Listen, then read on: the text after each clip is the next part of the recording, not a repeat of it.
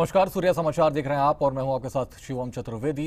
इसी बीच बड़ी खबर सामने आ रही है, जहां गुजरात दौरे पर मुख्यमंत्री योगी आदित्यनाथ गुजरात दौरे पर पहुंचे हैं और इस दौरान वे गुजरात पहुंचे हैं। गुजरात दौरे पर उत्तर प्रदेश के मुख्यमंत्री योगी आदित्यनाथ पहुंचे हैं और इस दौरान भी तमाम लोगों से मुलाकात करते हुए नजर आ रहे हैं। आपको बता दें कि गुजरात दौरे पर उत्तर प्रदेश के मुख्यमंत्री योगी आदित्यनाथ पहुंचे हैं और इस दौरान कैबिनेट मंत्री अर्जुन मंडाविया ने किया है उनका स्वागत।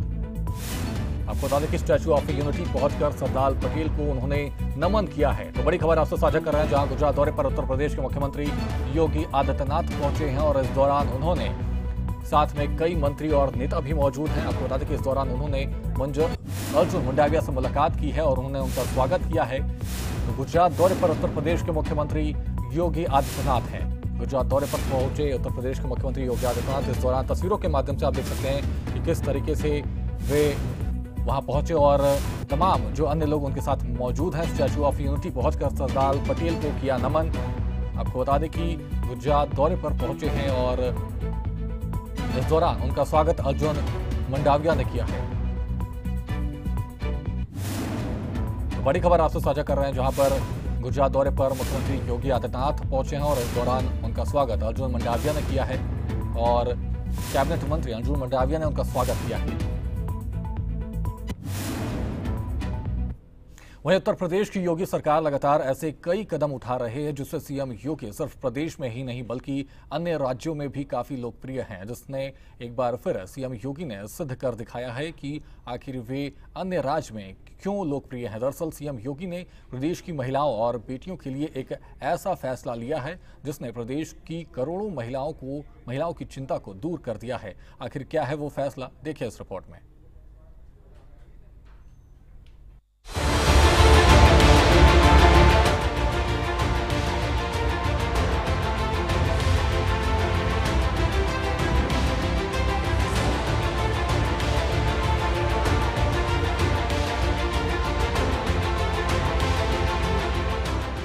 बेटियों से लेकर घर की महिलाएं तक जब भी नौकरी के लिए बाहर होती है तो घर वालों को अक्सर उनकी चिंता सताती रहती है जब तक वो सुरक्षित घर नहीं लौट आती। लेकिन अब यूपी की योगी सरकार ने केवल एक फैसले से प्रदेश की करोड़ों महिलाओं और परिवारों को चिंता मुक्त कर दिया है। दरअसल यूपी में कामकाजी बेटियां हो या परिवार चलाने के लिए काम करने वाली महिलाएं, सबको घर से लेकर दफ्तर तक योगी सरकार ने सबसे बड़ा सुरक्षा कवच दिया है, जिससे परिजनों ने राहत की सांस ली है। योगी सरकार के फैसले के मुताबिक अब नाइट शिफ्ट में शाम 7 बजे से सुबह 6 बजे तक काम करने के लिए यूपी की महिलाओं की सहमति लेना अनिवार्य है। यानी महिलाएं अब अपनी सहमति देंगी तभी उनसे नाइट शिफ्ट में काम कराया जा सकेगा। इसके अलावा कारखानों में सुरक्षा, स्वास्थ्य और परिवहन सुविधाएं, साथ ही सीसीटीवी निगरानी और सुरक्षा गार्डों की तैनाती अनिवार्य की गई है। इतना ही नहीं, महिला कर्मचारी अपनी सहमति से लगातार 6 घंटे तक बिना किसी अंतराल के काम कर सकती है। महिलाओं के लिए ओवरटाइम की सीमा 75 घंटे से बढ़ाकर 144 घंटे प्रति तिमाही की गई है, जिसका भुगतान 2 गुनी मजदूरी दर से किया जाएगा। यानी नाइट शिफ्ट में काम करने के लिए सुरक्षा की भावना से लेकर 2 गुनी मजदूरी तक सब कुछ मिलेगा। आपको बता दें कि योगी सरकार ने महिलाओं को सभी 29 श्रेणियों के खतरनाक उद्योगों में कार्य करने की अनुमति दी है, जिससे महिला श्रम के क्षेत्र में भागीदारी दर बढ़ने से लेकर उद्योगों, सेवाओं और उद्यमिता के क्षेत्र में महिलाओं की भूमिका हर तिमाही में बढ़ती जा रही है। जिसे देख ये कहना गलत नहीं होगा कि महिलाएं सिर्फ आरक्षण की हकदार नहीं बल्कि समान अवसर की भी अधिकारी है। ब्यूरो रिपोर्ट, सूर्य समाचार।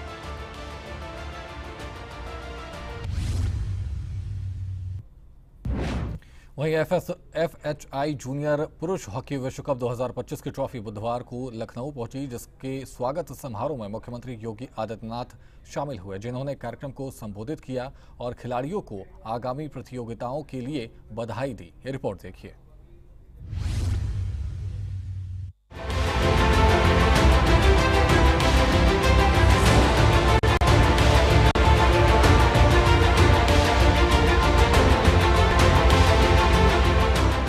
उत्तर प्रदेश के मुख्यमंत्री योगी आदित्यनाथ बुधवार को लखनऊ में रहे, जहां वे FHI पुरुष जूनियर हॉकी विश्व कप के ट्रॉफी स्वागत समारोह में शामिल हुए, जिसके बाद उन्होंने कार्यक्रम को भी संबोधित किया और इसे गौरव का क्षण बताया। ये मेरे लिए और प्रदेशवासियों के लिए आह्लादित होने वाला क्षण है जब जूनियर हॉकी वर्ल्ड कप की ट्रॉफी जो 28 नवंबर से 10 दिसंबर के बीच में तमिलनाडु के चेन्नई और मदुरई नगरों में होने जा रहा है, इसके 14वें HIF हॉकी जूनियर विश्व कप की यह ट्रॉफी आज उत्तर प्रदेश की राजधानी लखनऊ में आई है। मुझे बताया गया कि 14वें HIF हॉकी जूनियर विश्व कप वर्ल्ड कप में 24 टीमें प्रतिभाग कर रही हैं, जिनमें भारत, जापान, चीन, Spain, Belgium, New Zealand, Switzerland, Chile, Ireland, Canada, दक्षिण अफ्रीका, बांग्लादेश, दक्षिण Korea, Australia, France, Austria, England, Malaysia, Netherland, Namibia, मिस्र, जर्मनी, अर्जेंटीना और ओमान, ये सभी इसमें प्रतिभाग कर रही हैं। उत्तर प्रदेश में इस ट्रॉफी का आना उत्तर प्रदेश के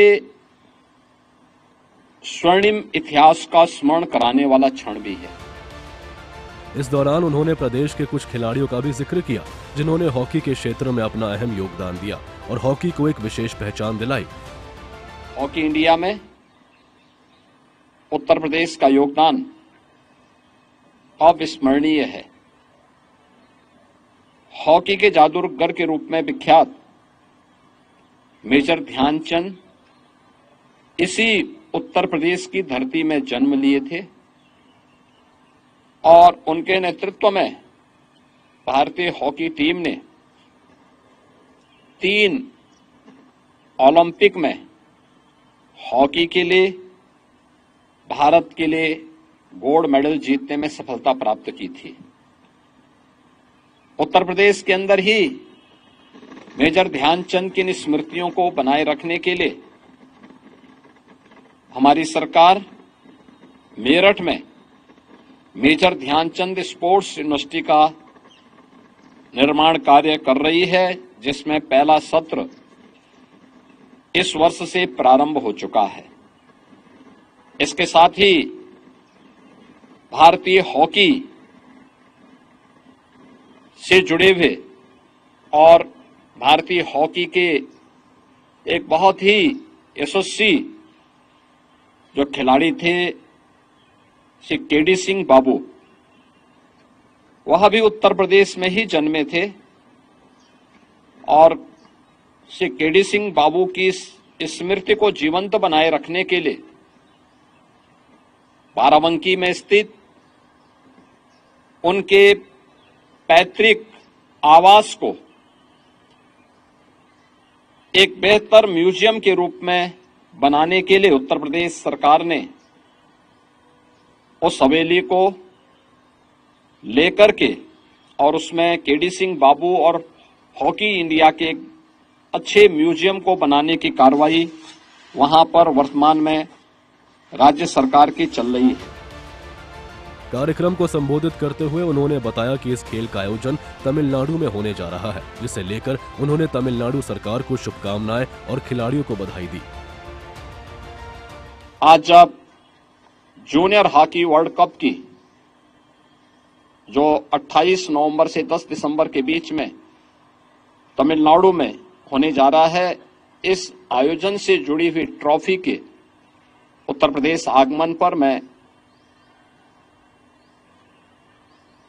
इस पूरे आयोजन के साथ जुड़े हुए हॉकी इंडिया से जुड़े हुए सभी पदाधिकारियों का लखनऊ आगमन पर स्वागत करता हूं और जूनियर वर्ल्ड कप हॉकी के सफल आयोजन के लिए अपनी शुभकामनाएं देता हूं सभी खिलाड़ियों के प्रति अपनी मंगलमय शुभकामनाएं दें। आपको बता दें कि भारत की मेजबानी में चेन्नई और मदुरई में 28 नवंबर से 10 दिसंबर तक जूनियर हॉकी विश्व कप का आयोजन किया जाएगा, जिसमें 24 टीमें शामिल होंगी। अब देखना यह है कि इस प्रतियोगिता में कौन सी टीम विजयी होती है। ब्यूरो रिपोर्ट, सूर्य समाचार।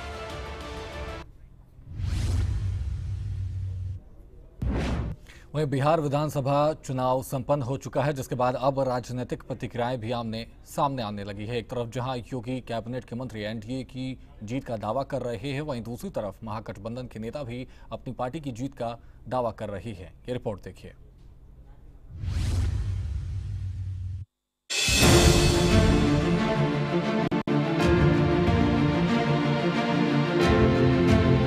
बिहार विधानसभा का चुनाव संपन्न हो चुका है, जिसके बाद अब बारी है चुनाव परिणाम की, जो 14 नवंबर को आने वाला है, जिसे लेकर उत्तर प्रदेश का सियासी पारा भी काफी हाई है और सभी पार्टियां अपनी अपनी जीत का दावा कर रहे हैं। एक तरफ जहां बीजेपी बिहार में एनडीए की सरकार बनने का दावा कर रही है, वहीं दूसरी तरफ महागठबंधन में शामिल समाजवादी पार्टी समेत अन्य विपक्षी दल महागठबंधन की जीत का दावा कर रहे हैं। आपको बता दें कि बिहार चुनाव को लेकर कई एग्जिट पोल भी सामने आए हैं, जिसमें एनडीए को बढ़त मिलता दिख रहा है, जिस पर अब योगी सरकार के मंत्री अनिल राजभर और मंत्री नरेंद्र कश्यप का बयान सामने आया है, जिसमें उन्होंने प्रचंड बहुमत के साथ जीत का दावा किया। साथ ही बिहार की जनता का भी आभार जताया। देखिए, सबसे पहले तो बिहार की सम्मानित जनता का हम लोग अभिनंदन करते हैं, स्वागत करते हैं। डेमोक्रेसी को, लोकतंत्र को हमेशा से बिहार के लोगों ने मजबूत करने का काम किया है और जिस तरह से लोकतंत्र के महापर्व में बिहार की सम्मानित जनता ने घर से निकलकर मतदान किया, वो निश्चित तौर पर पूरे देश को वहां की जनता के से सीखना चाहिए। जहां तक रह गई चुनाव के परिणाम की बात, तो हम लोग तो पहले दिन से कह रहे हैं, वहां जाग के आए हैं, हम लोग काम करके आए हैं, किसी से कोई मुकाबला ही नहीं है। नीतीश जी की सरकार पर एक भी आरोप नहीं है और माननीय प्रधानमंत्री जी की जो नीतियां हैं, उनके जो कार्यक्रम है, उसकी जिस तरह से जनता में स्वीकार्यता है, उस आधार पर मजबूत सरकार हमारी बनने जा रही है। जनता का भारी समर्थन हमें मिलने जा रहा है और मैं तो ये भी कहना चाहता हूं, पहले भी मैंने कहा है कि 2010 से भी बड़ा समर्थन एनडीए को वहां मिलने जा रहा है। देखिए, मैंने स्वामी बिहार में लगभग 1 महीना पार्टी के निर्देश के क्रम में अपनी जिम्मेदारी को निभाया है।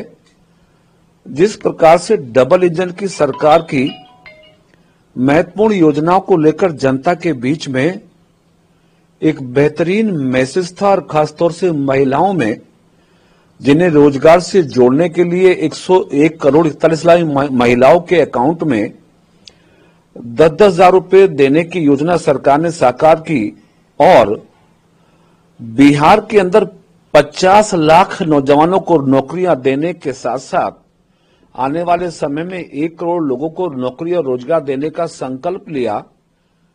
प्रधानमंत्री किसान सम्मान निधि को 6000 से बढ़ा के 9000 करने की घोषणा की। इन तमाम ऐसे बेहतरीन सफलताएं, मुद्दे और घोषणाएं थी जिन्हें बिहार की जनता ने दिल से स्वीकारा, हाथों हाथ लिया, जिसका परिणाम है कि बिहार में ऐतिहासिक मतदान भी हुआ और चुनाव के परिणाम जब आएंगे तो एनडीए के पक्ष में ऐतिहासिक मैंडेट भी आने वाला है। ये सब चीजें अभी तक के एग्जिट पोल ने भी जो इशारा किया है, उसका आशय भी यही लगता है कि बिहार में एक बार फिर एनडीए पहले से ज्यादा प्रचंड बहुमत के साथ सरकार बनाने जा रही है। देखिए, बिहार में जो विधानसभा चुनाव हुए, ये बहुत ऐतिहासिक जो मतदान प्रतिशत रहा, इसके लिए सबसे पहले तो तमाम हमारे बिहार के सम्मानित हमारे भाइयों को, साथियों को बहुत बधाई, क्योंकि उन्होंने लोकतंत्र की स्तंभ को मजबूत करने का काम किया। और जिस तरीके से वहां पे ग्राउंड पे मैं काफी दिनों मैं भी रहा और आम जनमानस से जो भावनाएं आम जनमानस की निकल के आई, वो साफ और स्पष्ट बताती है कि इस बार फिर से बिहार में ऐतिहासिक पूर्ण बहुमत के साथ एनडीए की सरकार बनेगी। मोदी जी और नीतीश जी के नेतृत्व वाली सरकार बिहार के उन्नति, समृद्धि, रोजगार, खुशहाली के लिए जो काम कर रही है, इस काम को और मजबूती के साथ हमारे बिहार के जो हमारे सम्मानित लोगों का आशीर्वाद जो मिला है, वोट रूपी आशीर्वाद, उस आशीर्वाद के साथ और तेजी से आगे बढ़ाने का काम मोदी जी के नेतृत्व में हमारे नीतीश जी की सरकार करे। वहीं दूसरी तरफ महागठबंधन में शामिल समाजवादी पार्टी समेत अन्य सहयोगी दलों ने बिहार में महागठबंधन की जीत का दावा किया है और एग्जिट पोल के अनुमान को खारिज किया है कि बहुत बार एग्जिट पोल खरा नहीं उतरा है और आप भरोसा करिए, 14 तारीख का इंतजार करिए, एग्जिट पोल झूठा साबित होगा और बिहार में इंडिया गठबंधन की सरकार बनेगी और भारतीय जनता पार्टी बाहर होगी। देखिए, मैं इतना कहना चाहूंगा कि पूरी तरीके से ये केवल और केवल बनावटी और दिखावटी चीजें चल रही हैं। मुझे लगता है कि ये सारी चीजों को केवल और जनता को भ्रमित करने के लिए सारी चीजें हो रही हैं।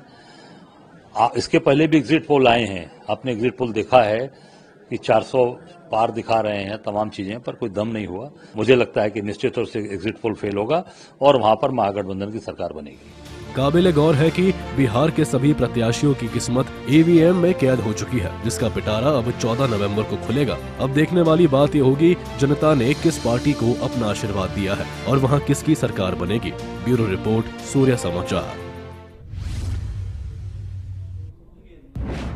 वहीं दिल्ली में हुए धमाके के बाद उत्तर प्रदेश में भी अलर्ट जारी है, जिसे लेकर प्रशासन लगातार कई जिलों में छापेमारी कार्रवाई कर रही है और संदिग्धों की पहचान में जुटी हुई है, जो इस तरह की गतिविधियों में शामिल हो सकते हैं। देखिए एक खास रिपोर्ट।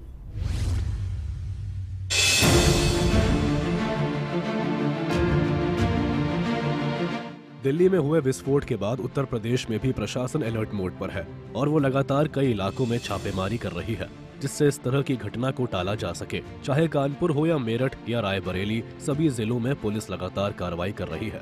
कानपुर जॉइंट सीटी आशुतोष कुमार का कहना है कि दिल्ली विस्फोट में डॉक्टर शाहीन का नाम आने के बाद पुलिस छानबीन में जुटी हुई है। इस दौरान उन्होंने 9 संदिग्धों को भी हिरासत में लिया है, जिससे पूछताछ की जा रही है। ये जानकारी में आया है कि डॉक्टर शाहीन यहाँ पर जीएस विम कॉलेज में फार्माकोलॉजी डिपार्टमेंट में उन्होंने प्रवक्ता के रूप में यहाँ पे काम किया है, पढ़ाया है बच्चों को, और उस दौरान उनकी जो एक्टिविटीज रही हैं उसमें क्या रही है, कहाँ कहाँ वो जाती थी, किससे किससे बात करती थी, और इस संबंध में हम लोगों ने जानकारी एकत्र करनी चाहिए वहाँ पे कॉलेज में भी की है। इसके अलावा जो नाम हम लोग को संदिग्ध थे पूर्व में दंगों वगैरह में इनके जिनके नाम आए थे, उनको लोगों को खंगाला जा रहा है कि वो किससे बात करते हैं, क्या करते हैं, कि ऐसा तो नहीं कि कोई इनका आतंकवादी कनेक्शन हो। तो इसलिए 9 लोगों को अभी फिलहाल जानकारी के अनुसार उठाया गया है, पूछताछ करके बाद छोड़ दिया जाएगा। अगर उनका कुछ जानकारियां मिलती हैं तो वो एजेंसी जो हमारी लगी उनको बताया जाएगा। वहीं रायबरेली सीईओ सिटी अरुण कुमार का कहना है कि पुलिस इलाके में लगातार चेकिंग अभियान चला रही है और उन सभी वाहनों की जांच कर रही है जो वहां से गुजर रहे हैं। साथ ही उन लोगों की भी शिनाख्त की जा रही है जो बाहर से आए हुए हैं। पुलिस द्वारा सघन चेकिंग अभियान लगातार चलाया जा रहा है। रेलवे स्टेशन, बस अड्डे और जो भी बाहर से लोग आ रखे हैं उनका प्रॉपर वेरिफिकेशन किया जा रहा है, उनकी लिस्ट बनाई जा रही है, उनके लोकल थाने से, स्थानीय थाने से सूचना एकत्रित की जा रही है।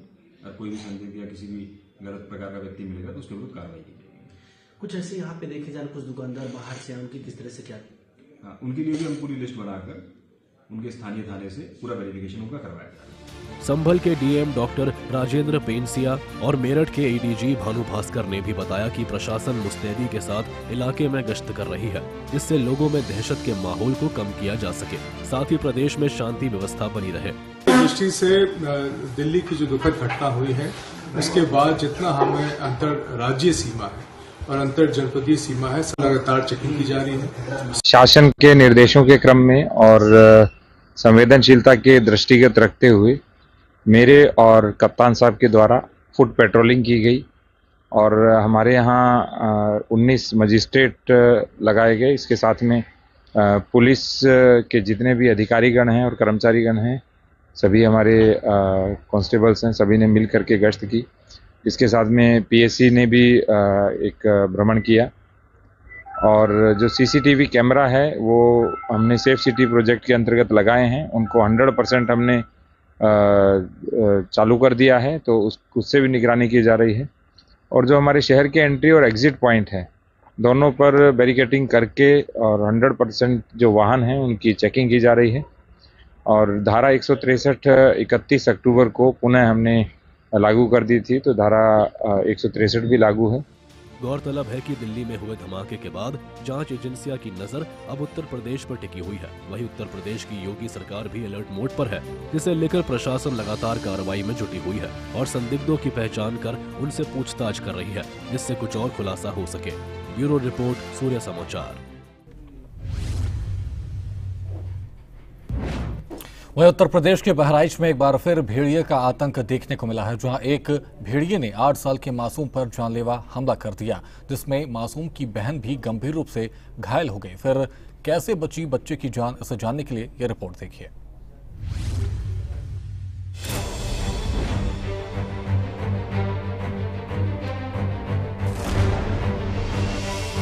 खूंखार भेड़िए का आतंक,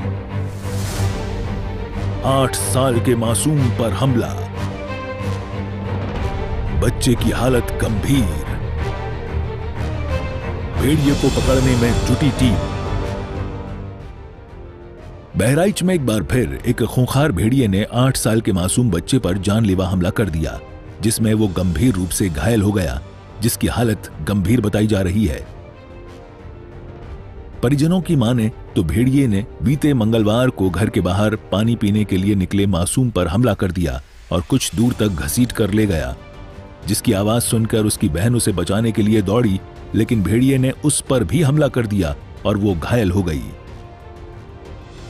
बच्चा हमारा लड़का है जो घायल है, वो कमरे में बैठा था, उसके बाद पानी लेने गया था नल पे, वहां से भेड़िया झुका था, भेड़िया उठा के ले गया 20 मीटर दूरी पे और बच्चे को खाया। फिर थोड़ा थोड़ा आवाज उसकी आई दूर, तब मेरी बेटी ने आवाज सुना, फिर वो दौड़ी, तब वो भेड़िया ने उनके लोगों पर झपटा। फिर और लोग, सभी लोग और जब देखे तो सभी लोग और दौड़े, तब ये छोड़ के फिर बाहर भागा, जंगल में घुस गया। बच्चे की हालत कल सही नहीं है, ठीक नहीं है, हालत गंभीर है। हम सबको फिर लाठी लेके दौड़े दादा, तब फिर भाग के वो घेराएगा। डॉक्टर के मुताबिक भेड़िए के हमले में घायल मासूम की हालत अभी स्थिर बनी हुई है। वहीं उसकी बहन को प्राथमिक इलाज के बाद घर भेज दिया गया है। बच्चे को प्राथमिक उपचार जो भी स्टिचेस लगने थे वो सारे किए गए हैं। बच्चे को सर पर गंभीर चोट लगी हुई है और प्रथम दृष्टया ऐसा एनिमल बाइट का केस लगता है ये, और बच्चे को फिर प्राथमिक उपचार के उपरांत उसको इमरजेंसी आईसीयू में भी शिफ्ट किया गया। बच्चे की स्थिति अभी स्थिर बनी हुई है और हमारी जो इमरजेंसी टीम है डॉक्टरों की, वो डिसाइड करेगी अगर बच्चे को आवश्यकता होगी तो आगे के लिए भी रेफर किया जाएगा हायर सेंटर के लिए। गौरतलब है कि इस हमले के बाद एक बार फिर वन विभाग की टीम भेड़िए की खोज में जुट गई है, जिससे उस पर काबू पाया जा सके और ग्रामीणों को सुरक्षित किया जा सके। अब देखना यह है कि वन विभाग की टीम कितने दिनों में भेड़िए को अपने काबू में कर पाती है। ब्यूरो रिपोर्ट, सूर्य समाचार।